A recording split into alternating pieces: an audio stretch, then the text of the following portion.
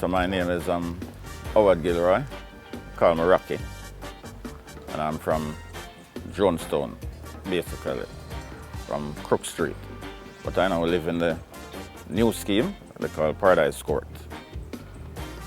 The Golden has impacted, well, since he has been in the South St. Andrew area, and it was introduced by Mr. Omar Davis. I got along with him in a kind of personal way.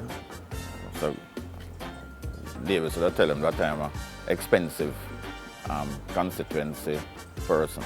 My problems are always almost like insurmountable, you know, that sort of a way. Anyway, I've had multiple problems because I'm a retired government worker. So I had to pay some bills, basically like NHT. It was on the verge of like taking away my place. So I spoke to him and he responded rather quickly, you know, and did what he had to do and rescued me somewhat.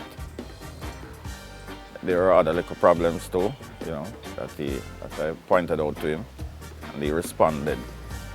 I'm not in the habit of like seeking any sort of intervention, you know, from anybody. I just try to make ends meet on my own, but things happened and he came in, did what he had to do, and I appreciated that a lot. He's also a person that you can get along with, you can talk to in a one-on-one basis, you know. He's someone that I admire, and I told him so. That he, in some ways,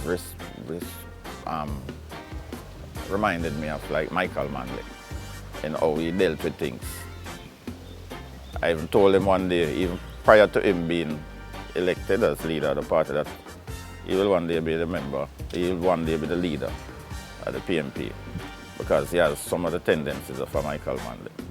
And it has so far come to fruition in that he is now the leader of the party and will one day be the Prime Minister of Jamaica.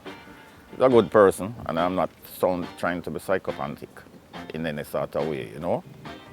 It's genuine. So I see him as that kind of upfront leader and a grounded person, as I say, a type of Michael Manley.